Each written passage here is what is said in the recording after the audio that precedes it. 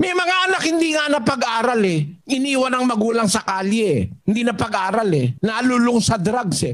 Eh ikaw nakarating ka ng UP. Abay, mahal ka ng magulang mo.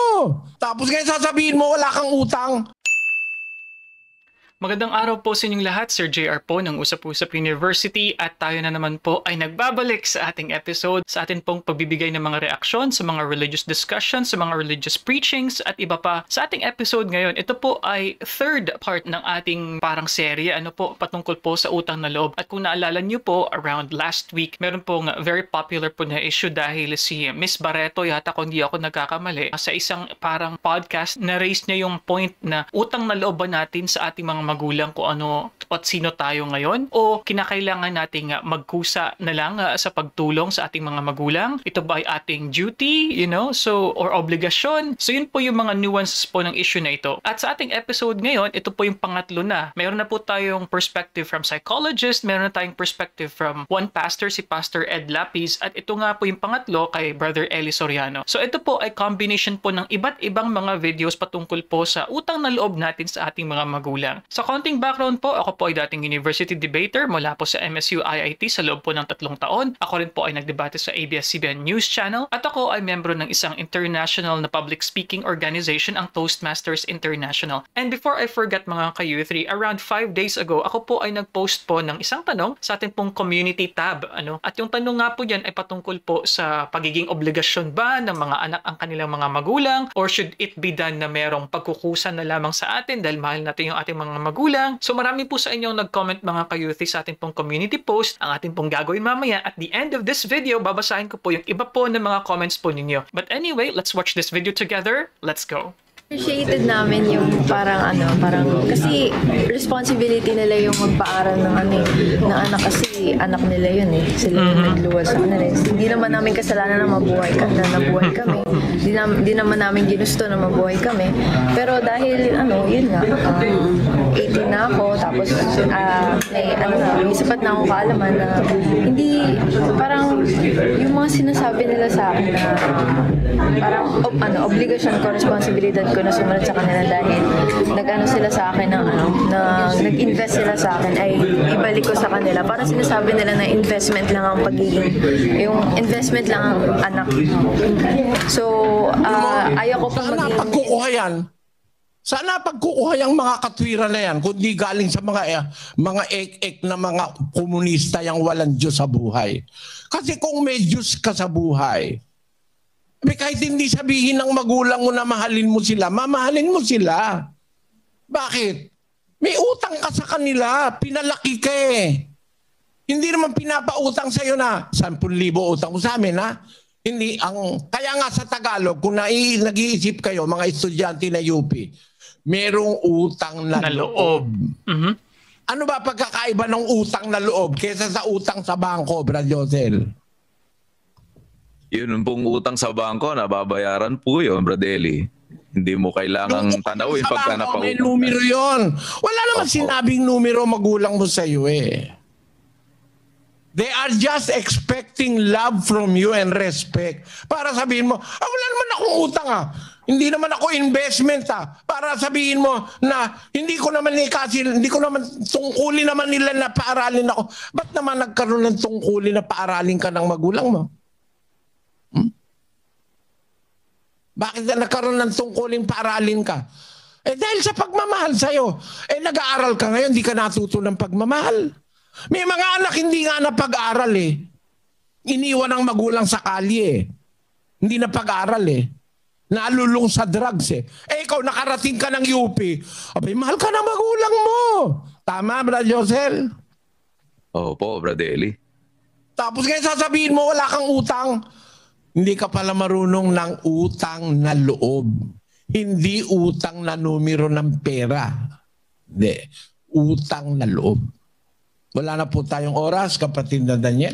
Okay, mga ka-U3, like what I said, no? Ito pong mga series po ng videos na ito po ay parang compilation po ito. Still on the topic of utang na loob. And yung first part po yung napanood po natin. I remember napanood na po natin yan sa binigyan natin ng reaction yung may nagtanong. Yung dati yung estudyante po from PUP. And I remember so well, Brother Eli had a very emotional and very spirited na explanation and answer dun po sa nagtanong. And I was told na yung part na po yun ang isa po sa mga last yata na itanong mo kay Soriano na episodes noong 2021. February 1st po yan, ano? So yung next na naman po na video dito, the second part na naman po, still on the topic ng utang na loob. Pero what is good about Brother Eli earlier in that video, he said, paano nga ba mababayaran? Eh, di ba, ang utang na loob ay hindi naman din numero, hindi naman katulad yan ng sa bangko. Ang sabi niya, you have to pay it with love and respect sa mga magulang natin. Yun yung pwede lang natin na maibalik bilang mga anak. Basahin mo yung Efeso 6:1-3. Mga anak, magsitalima kayo sa inyong mga magulang sa Panginoon sapagkat ito'y matuwid.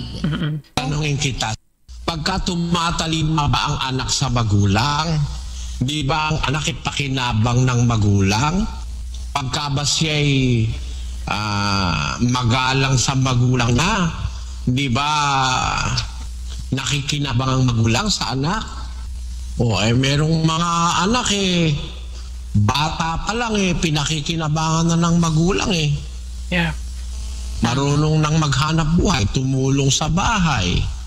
Merong anak nakapakipakinabang sa magulang, tama? Kaya pagka ang anak sumunod sa utos ng Diyos, nagiging pakinabang ka ng magulang mo, hindi ng Diyos. Ngayon, sino pa makikinabang pag sumunod ka sa magulang mo?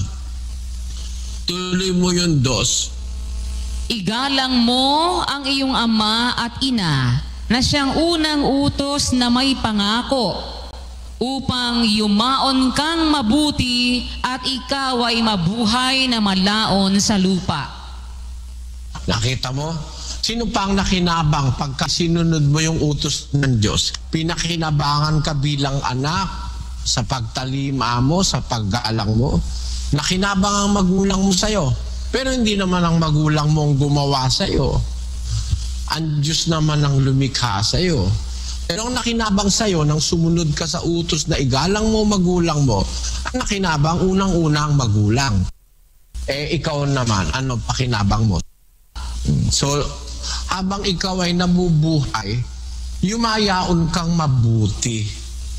Walang kasama ang mangyayari sa isang anak na matalimahin at magalang sa kanyang magulang.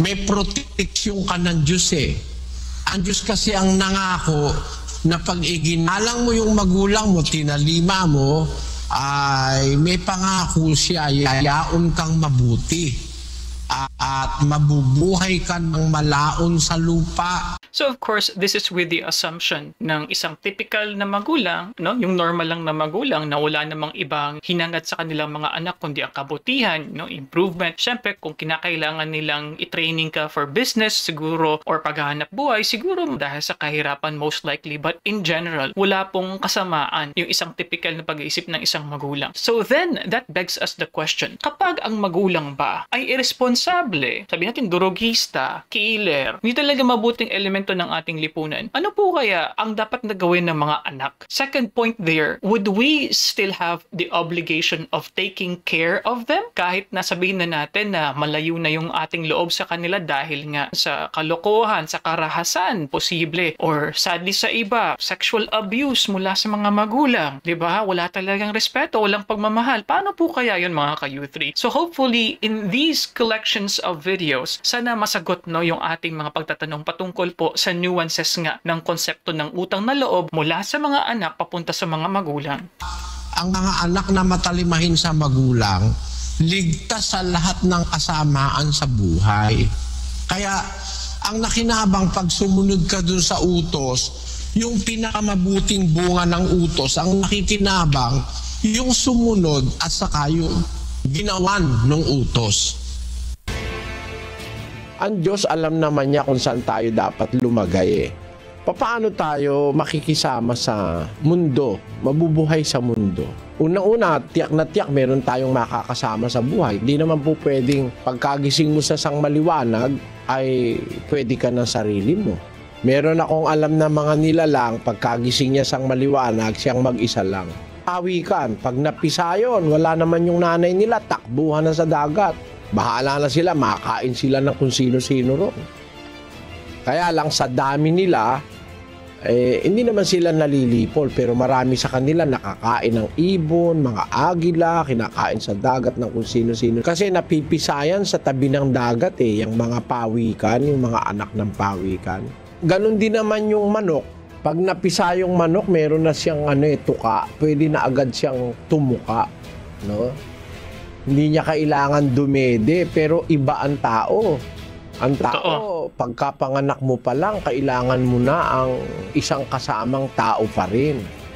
Ang nanay mo. Kasi walang taong mabubuhay na mag-isa mula sa pagkasanggol. That is true.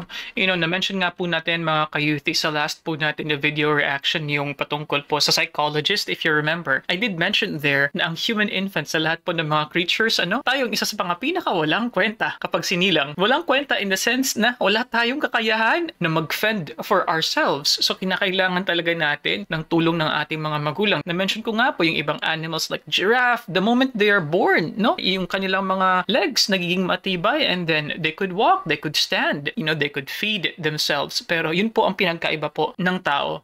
Hindi kaya ng sanggol na tao mag-survive Correct. May karunungan tayong makukuha ron na hindi natin kayang mag-isang mag-survive. Kung halimbawa wala kang nanay, paano kang mabubuhay? Di ba? Dependent ka sa gatas ng nanay mo.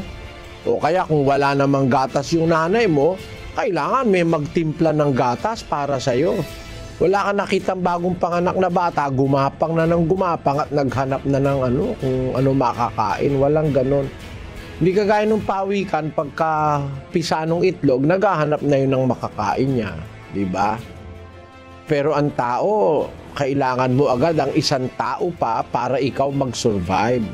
Unang-una yung magulang, yung nanay, saka yung tatay.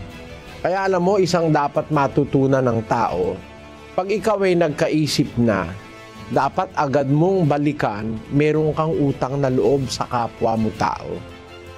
Maaaring sa nanay mo, sa tatay mo, o sino mang nag-alaga sa'yo nung ikaw ay maliit pa. We cannot survive alone from birth. Hindi tayo pwedeng mabuhay mag-isa mula sa pagkapanganak. Kaya ka lang po pwedeng mabuhay ng mag-isa pagka halimbawa meron ka ng wisyo, meron ka ng intelligence, nakapag-acquire ka na ng knowledge. Pero kahit na halimbawa sabihin mo 6 na taong ka na, mabubuhay kang mag-isa, yung 6 na taong bata, iiwan mong mag-isa, nako baka uminom ng lason yun o baka tumawid sa daan yun di ba? Ganon. Kaya alam mo, ang tao hanggang ikaw ay magkaroon ng kaisipang sapat, dapat maintindihan mo agad meron kang pinagkakautangan ng loob. Unang-una ang Diyos na nagbigay buhay sa'yo. Ikalawa, yung mga taong kinasangkapan ng Diyos para ka makadede, lumaking unti-unti, na kung magkakasakit ka, yung mga tao na yon ang nag-aalaga sa'yo para ka gumaling sa awa ng Panginoon. Ganun ang dapat maintindihan. Okay, mga ka-U3, gusto ko lang po i-mention that is really true. Ay nako, 6-7 years old, they would have a very difficult time. Kahit pa sabihin na natin na namulat po sila sa kahirapan, bata pa sila nung nag-try sila na mag-survive on their own, magsaing, mag-prepare ng kanilang food. But it's very, very tough for them to survive, really. And merong isang particular na movie na napanood ko recently. It's a Japanese movie. The title is Nobody Knows. I think it was in around 2004. And this movie actually was based on a true story. So hindi ko na lang po isa-spoil, pero yun nga po, makita doon na yung mga bata, they would do at least, what they can, with their own knowledge. Pero it's really tough kapag sila lang by themselves. Actually, it was an issue of abandonment, mga ka-youth. Yun bang magulang mo, mabuti ba na tulungan mo? Yung lalaki at babaeng pinagkakautangan mo ng loob na nagpalaki sa'yo, nag-aruga sa'yo, nagpuyat, nagtrabaho, etc. Dapat bang gawan yun ng mabuti? Sa lahat nga ng tao, utos gumawa tayo ng mabuti, pati sa kaaway Sa isgis ng Galacia.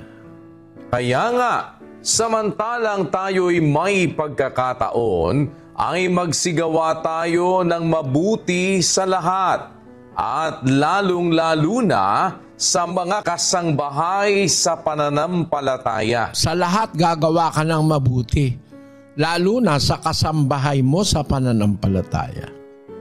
De utos yun. Sa kaaway ba gagawa rin tayo ng mabuti? Basahin natin ang 6:35 ng Lucas. Datapwat ibigin ninyo ang inyong mga kaaway at gumawa kayo ng mabuti. Magpahiram kayo na hindi umaasa ng kapalit. Malaki ang magiging gantimpala ninyo at kayo'y magiging mga anak ng kataas-taasan sapagkat siya'y mabait sa mga di mapagpasalamat at sa masasama. Ang Diyos nga mabait sa masasama at saka sa mga hindi mapagpasalamat Nagpapaulan siya sa ganap at sa hindi ganap. Kaya ang sabi ng Diyos na mabait, dapat mabait din tayo. Ibigin ninyo ang inyong mga kaaway at gumawa kayo ng mabuti. Magpahiram kayo na hindi na umaasa pa ng kapalit. Kung yung kaaway pinapagawan ng mabuti, yung magulang mo magulang mo yun Ang isang tao hindi lalaki kung walang nag-alagang magulang. Buti pa nga yung sisiw Basta't napisa yung sisiw, yung manok, napisa yung itlog. Kahit wala nang magulang yon, mabubuhay yon. Yung isang sisiw, wag lang makakain ng daga o ng pusa. Pabayaan mo lang yung sisiw, kakalkal mag-isa. Mabubuhay yung sisiw. Nakita ko yan, nag-alaga na ako ng manok Kahit wala siyang magbulang, kahit wala na yung inahin. Kasi napisaan siya sa sa incubator Wala siyang nanay. Pero nabubuhay ang isang sisiw. Pero tao, walang nanay, ay nako, hindi ka mabubuhay. Hindi ka mabubuhay. Wala kang tatay na mag-aaruga o kaya kahit tiyuhin o tiyahin o kung sino man na umampun sa'yo, hindi ka mabubuhay. Bagong panganak na bata, hindi mabubuhay yan ng walang magpapalaki. Walang magpapadede, walang mag-aalaga. Hindi mabubuhay ang tao. Kaya pag tayo buhay, nakita mo, palagay mo, nanay mo, tatay mo, masama para sa'yo. Hindi mo mahal. Dapat mahalin mo. Tumanaw ka ng utang na loob. Kahit sabihin mo pang masama sila, lumaki ka lang. Kahit nakatapos ka lang ng elementary sa pagtuturo, pagsisikap ng tatay mo, utang na loob mo na yon.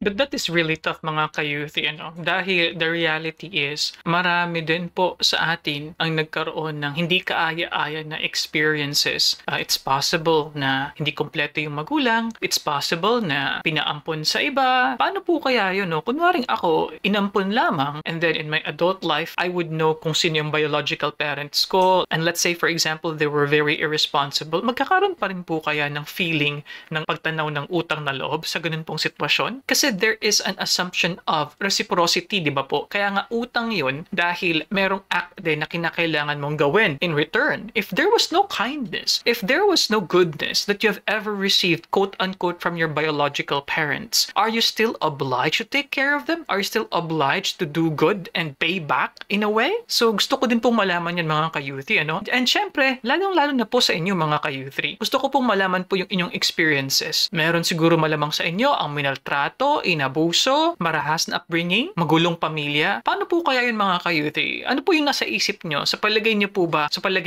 obligado pa rin po kayong tumanaw ng utang na loob sa kanila? O would you choose to just move on with your life, not thinking about them, and maybe just do good for those people who actually showed you love?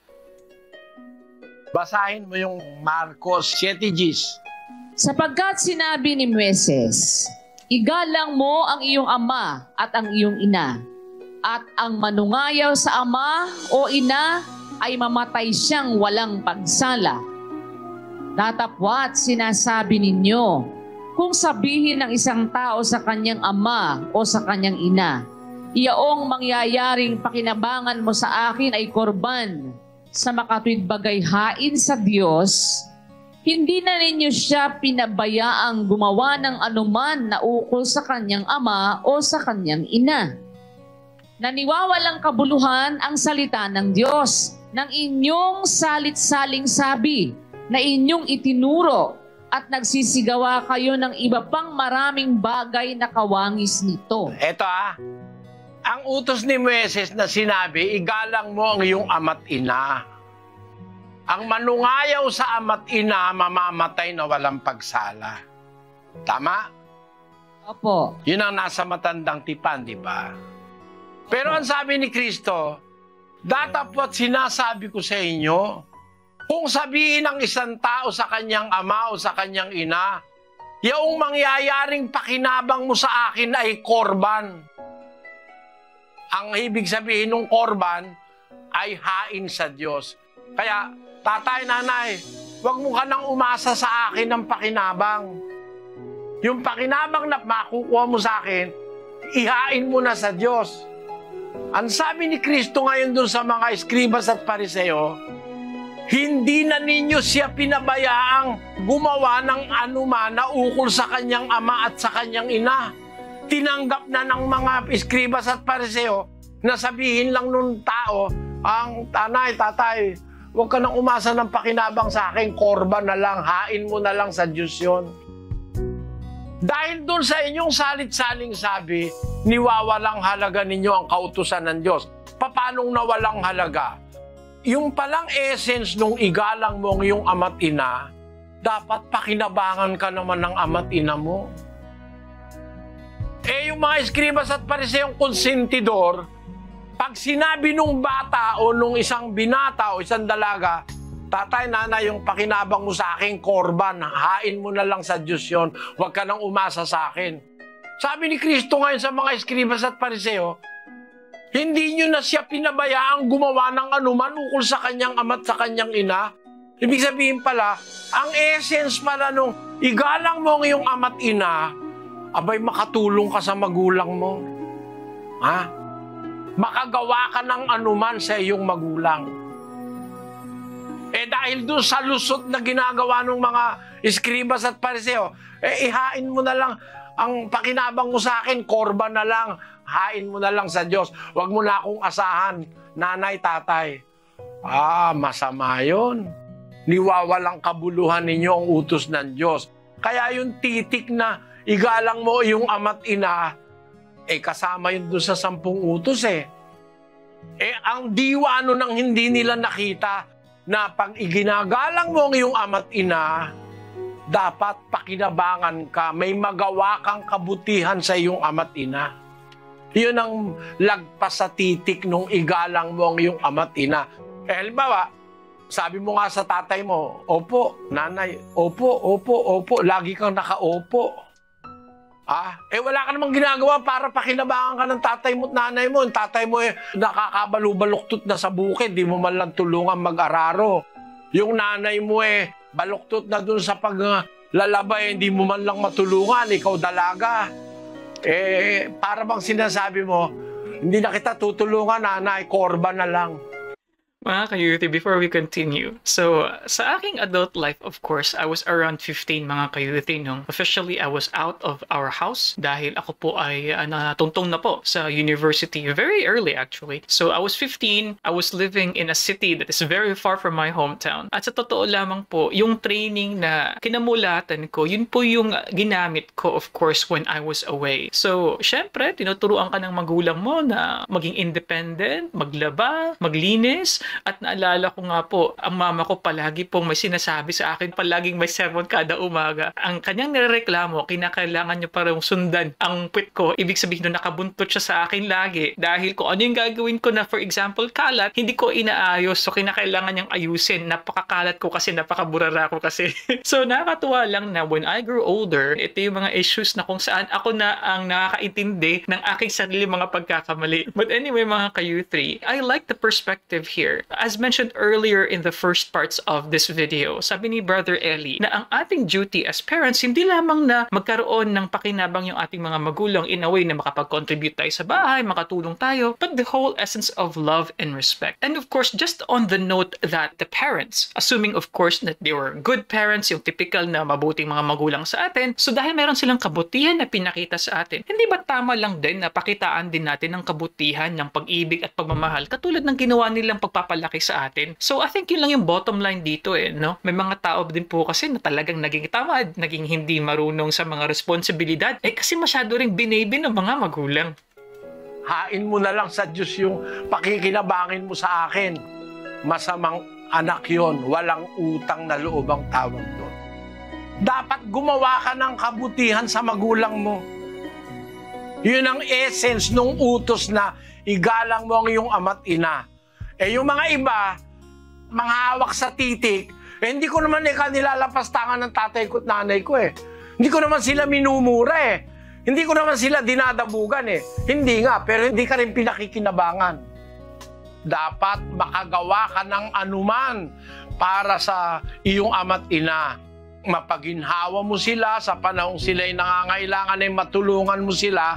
Yon ang essence ng salitang igalang mo ang iyong ama at ang iyong ina. Ano ba ang kahulugan ng kasalanan? Alright mga ka-U3, so sa next na naman po na video na ito, katulad po ng nasabi ko, maraming sets po ito, iba't ibang mga videos po na kinumpile po ng ating staff. But anyway, ang ganda din ng next question dito. Kasalanan ba sa Diyos ang hindi pagtulong sa magulang? Ay nako, ang ganda nito, and still it is related mga ka-U3 sa konsepto nga ng pagpe-payback, pagbabalik, yung ating pagtanaw ng utang na loob sa ating mga magulang. So kasalanan ba sa Diyos? So let's see mga ka-U3, what will be Brother Eli's answer here? Juan 3, versikulo 4. Ang sinumang gumagawa ng kasalanan ay sumasalangsang din naman sa kautusan. At ang kasalanan ay ang pagsalangsang sa kautusan. Ayaw mo sundin ng kautusan, nagkakasala ka. Isa pang paraan kaya ka nagkakasala, yung 4:17 ng Santiago. Sa nakakaalam nga ng paggawa ng mabuti at hindi ginagawa, ito'y kasalanan sa kanya. Pagka lumalabag ka sa kautusan, nakakagawa kang kasalanan. Pag alam mo naman yung mabuti, di mo naman ginagawa, kasalanan pa rin ang ginagawa mo. Tanong, yun bang magulang mo, mabuti ba na tulungan mo? Yung lalaki at babaeng pinagkakautangan mo ng loob na nagpalaki sa'yo, nag-aruga sa'yo, nagpuyat, nagtrabaho, etc. Dapat bang gawan nyo ng mabuti? Sa lahat nga ng tao, utos gumawa tayo ng mabuti, pati sa kaaway Sa isjis ng Galacia. Kaya nga, samantalang tayo'y may pagkakataon, ay magsigawa tayo ng mabuti sa lahat. At lalong-lalo na sa mga kasangbahay sa pananampalataya. Sa lahat gagawa ka ng mabuti, lalo na sa kasambahay mo sa pananampalataya. De utos yun. Sa kaaway ba gagawa rin tayo ng mabuti? Basahin natin ang 6:35 ng Lucas. Subalit ibigin ninyo ang inyong mga kaaway at gumawa kayo ng mabuti. Magpahiram kayo na hindi umaasa ng kapalit. Malaki ang magiging gantimpala ninyo at kayo'y magiging mga anak ng kataas-taasan sapagkat siya'y mabait sa mga di mapagpasalamat at sa masasama. Ang Diyos nga mabait siya sa masasama at saka sa mga hindi mapagpasalamat. Nagpapaulan siya sa ganap at sa hindi ganap. Kaya ang sabi ng Diyos na mabait, dapat mabait din tayo. Kung yung kaaway, pinapagawa ng mabuti. Yung magulang mo pa, magulang mo yun Ang isang tao, hindi lalaki kung walang nag-alagang magulang. Buti pa nga yung sisiw Basta't napisa yung itlog. Kahit wala nang magulang yon, mabubuhay yon. Yung isang sisiw, wag lang makakain ng daga o ng pusa. Pabayaan mo lang yung sisiw, kakalkal-kalkal mag-isa. Mabubuhay yung sisiw. Nakita ko yan, nagalaga na ako ng manok eh. Kahit wala na yung inahin. Kasi napisaan siya sa incubator eh. Wala siyang nanay. Pero nabubuhay ang isang sisiw. Pero tao, walang nanay, ay nako, hindi ka mabubuhay. Wala kang tatay na mag-aaruga o kaya kahit tiyuhin o tiyahin o kung sino man na umampun sa'yo, hindi ka mabubuhay. Bagong panganak na bata, hindi mabubuhay yan ng walang magpapalaki. Walang magpapadede, walang mag-aalaga, hindi mabubuhay ang tao. Kaya pag palagay mo, nanay mo, tatay mo, masama para sa'yo. Hindi mo mahal. Dapat mahalin mo. Tumanaw ka ng utang na loob. Kahit sabihin mo pang masama sila, lumaki ka lang. Kahit nakatapos ka lang ng elementary sa pagsisikap ng tatay mo, utang na loob mo na yon. Kaya nga ako, nalungkot ako eh. Nung mabalitaan ko, isang iglesia dito sa ating bansa, napakayaman, napakapopular daw sila lang ang totoo. Tapos yung nanay niya, matanda na, tiniwalag pa. Di niya nilingap ang nanay niya. Mga anak na walang utang na loob. Alam nyo, may sumpa sa ganyang mga anak. Ito yung mga lahi ng mga taong sinusumpa ng Diyos. May lahi na tumutungayaw sa kanilang ama at hindi pinagpapala ang kanilang ina. Masamang mga tao yung ganyan. Sabihin mo pang ang tatay mo lasenggo, babaero, ang nanay mo sugarol, etc. Magulang mo pa rin yan. Sila pa rin ang nagpalaki sa'yo at kinasangkapan ng Diyos sa'yo. That's really tough mga ka-youth. In as much as I would like to fully agree on that, pero hindi ko pwedeng i-discredit yung nararamdaman din po ng ibang mga tao na kung saan talagang worst yung kanilang experience sa kanilang mga magulang. I would understand, sabihin na lang natin na sugarol, nananakit, hindi mabuting mga magulang, pero kasi meron din po talagang mga extreme cases din po, na kung saan talagang na-break yung pagiging tao ng isang bata as he was growing up or as she was growing up dahil po sa iba't ibang uri ng abuso na kanyang na-experience. So that's the question there. Would that person still have the courage na i-forgive? That's one. And number two, take care of the person who damaged that person in the first place. Napakalaki pong challenge yan sa tao po na naging biktima ng isang masamang magulang. Very, very tough mga ka-youth. And I know this for a fact because I have seen this in a lot of situations na kung saan the children are considered to be quote-unquote not grateful because they had worse parents. So hindi ba pwede na hindi na nila papansinin? Kumbaga, they will just stay away, parang not be attached anymore dahil nga gusto lang nila na makalimutan. Gusto lang nila na wag nang magkaroon pa ng koneksyon sa kanilang dating magulang na kung saan nga wala nang ibang naidulot sa kanilang kabutihan. So I could not blame them honestly. That's why following Brother Eli's advice I think is extremely difficult for others for sure. Kaya yung paggawa ng mabuti, kung sa kaaway, utos gumawa ka mabuti sa magulang pa. Huwag kayong mag-atubili na tumulong sa magulang. Pag nag-asawa ka, ikinasal ka na sa pamilya ng asawa mo. Mamahalin mo na ang magulang ng asawa mo, mga kapatid, mga pinsan, mga bayaw. May obligasyon ka na. Lumalawak ang obligasyon ng isang nag-aasawa. Ang pagtulong sa magulang at paggawa ng mabuti, hindi lang sa kapwa-tao na mahal mo, hindi lang sa mga taong kilala mo, kundi pati sa mga kaaway mo ay utos ng Diyos ng Biblia.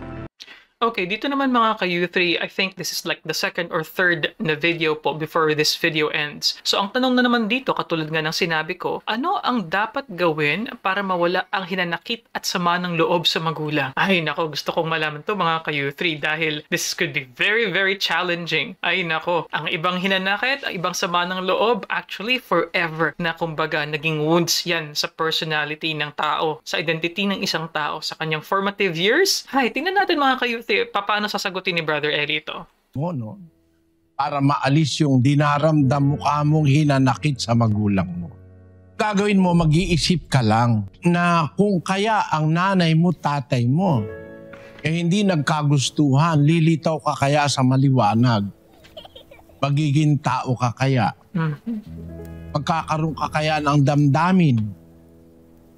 Makakaramdam ka kaya kundi dahil sa magulang mo? Dahil kinasangkapan ng Diyos yun. Pagka ang mag-asawa nagsiping para magbuntis ang babae, dalawang bagay ang nagsasama. Isang cell sa babae, isang cell sa lalaki. Sperm cell. Ang cell na ito yung sa lalaki, sperm cell. Sa babae, yung egg cell. Yun lang ang cell sa katawan natin na 23 lang ang chromosomes. Lahat ng cell sa buto, sa balat, sa laman, sa taba, sa lahat ng cell sa buong katawan, lahat ng bawat individual cell may 46 chromosomes. Correct. Every human cell. Pero yung egg cell, 23 lang. Yung sperm cell, 23 din. Yun ang nagkikita pag nagtatali kang lalaki at babae para ma-fertilize yung itlog ng babae. 23 plus 23, makakabuo ng isang cell na may 46 chromosomes.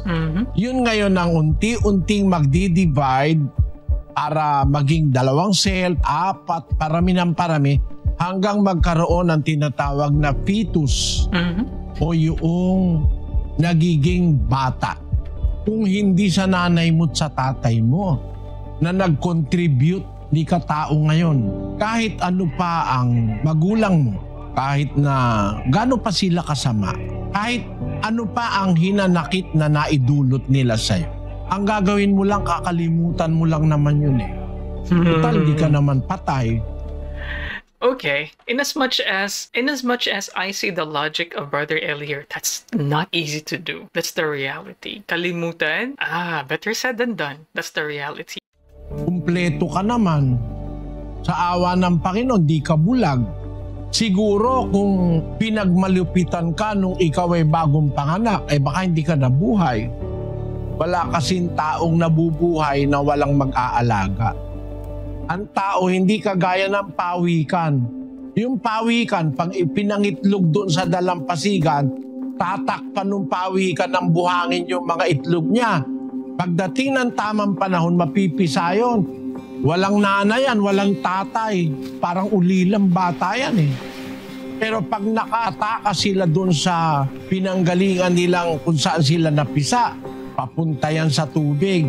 Pag nakarating sa tubig yan, lawak-lawak na ng dagat. Huwag lang silang makakain ng ibang mga kumakain. Lalaki na silang mag-isa. Parang yung isang manok na sisiw, yung manok na sisiw na yon, huwag lang makakain ng daga, pusa, aso. Lalaki yung sisiw mag-isa. Pero ang tao hindi pwedeng ganon. Dapat may magpapadedi sa'yo. Yung sinasabi kasaysayan ni Tarzan, nalagaan ng mga unggoy. Niwala ka, di totoo yun. Aalagaan ka ng unggoy, padididehin ka ba ng unggoy? Ka ba naman dededi ka sa unggoy? O kaya dededi ka sa gorilla? Hindi totoo yun. Ang tao kaya lang lumalaki, nagiging 1 buwan, 1 taon, 10 taon, 20. Mayroong mga kamay na humawak sa kanya, kumarga sa kanya, nagpakain sa kanya. Kaya kahit na bandang huli, ang paniwala natin, masama yung ginawa ng magulang natin sa atin, yon dapat na yon ay matakpan nung kanilang ginawa para ikaw ay lumaki at mabuhay. Kasangkapan sila ng Diyos para sa atin. Magagalit sa iyo ang Diyos pag hindi ka marunong kumilala ng utang na loob sa magulang. Ang anak, mayroon tayong utang na loob sa ating mga magulang. Ang mga anak, nararapat nating igalang ang ating ama at ina.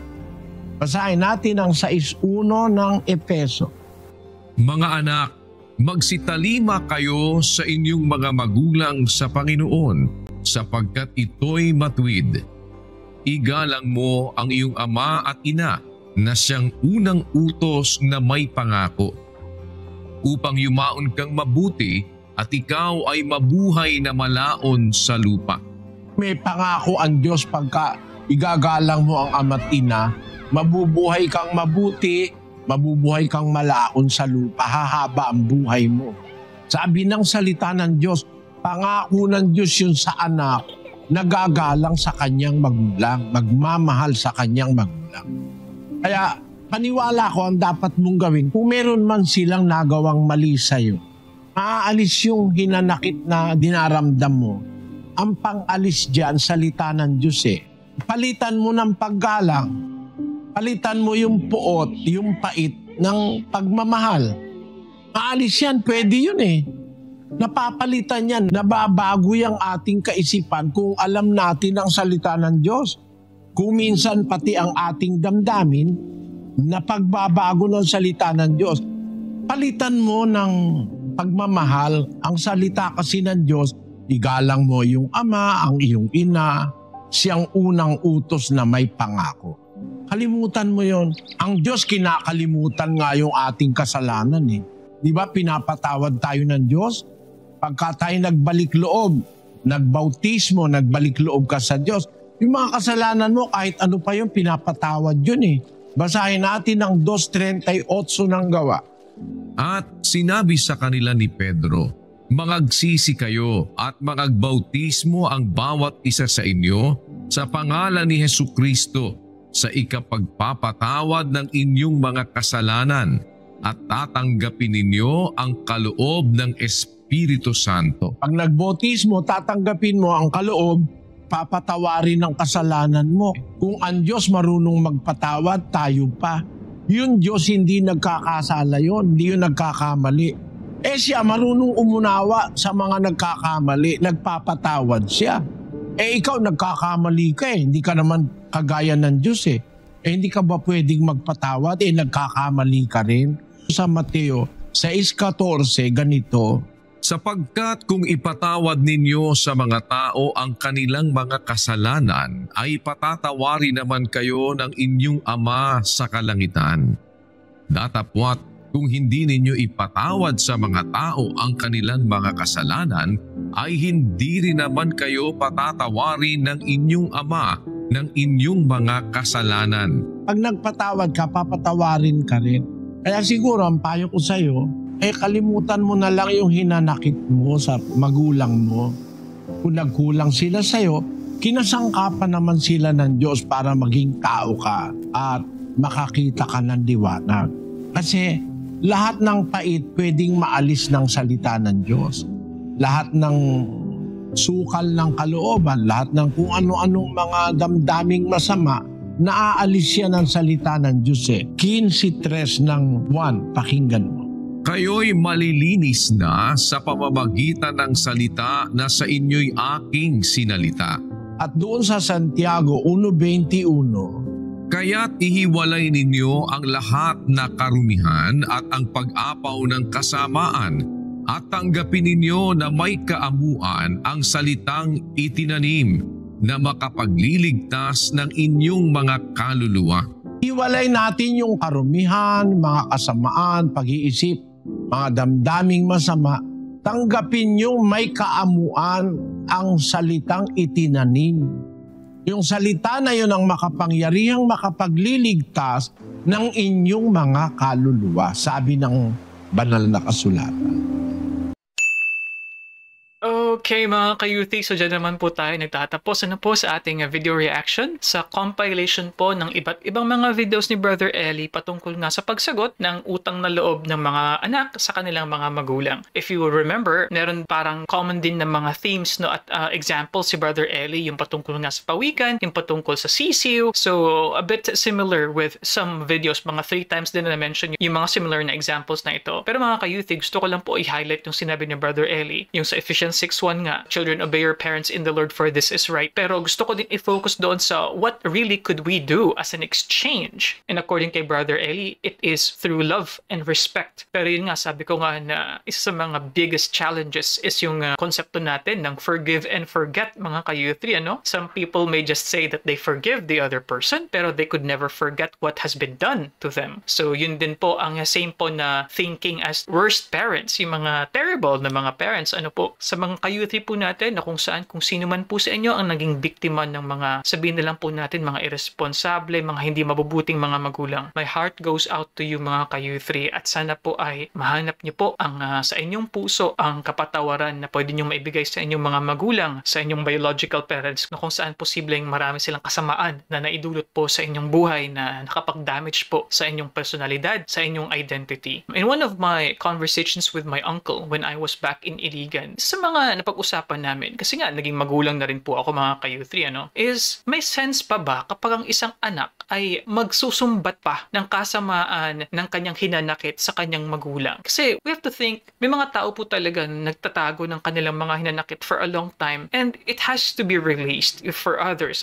Kinakailangan nilang ipahayag yung kanilang damdamin, yung kanilang pagkadismaya, yung kanilang tunay na nararamdaman. But then again, I came to the realization na para ano pa? What's the sense na manunumbat pa tayo? At least for me, yung tinitinang ko lang na perspective dyan, na kung ako man ay ginawa ng masama, ng karahasan at iba pa, what is the sense na isusumbat mo sa magulang mo yung mga nagawa niya sa'yo? Wala na rin eh. Diba? Wala na ring sense eh. For what? Para saan pa? Siguro, yun nga, for others, para lang talaga ma-release yung kanilang mga feelings, para magkasamaan na lang ng loob. Diba po? In a way, sabi nga ni Brother Eli kanina, the Word of God could change your heart, could change your mind. It could also erase and help you forget those bad things or those terrible things that happened with you. I feel sorry for those people kasi nangyayari po talaga yun mga ka-youth. Pero sana po ay makapag-move on po kayo sa mga hurt, sa mga masasakit po na kabanata po sa inyong mga buhay. At sana ay mahanap nyo yung peace of mind mga ka-youth, which is very important. Dahil po the reality is, marami din po kasi mga bagay sa past ang posibleng mag-bring down sa atin kapag hindi po tayo naging maingat at hindi po natin na-overcome yung ating mga demons in the past mga ka-youth.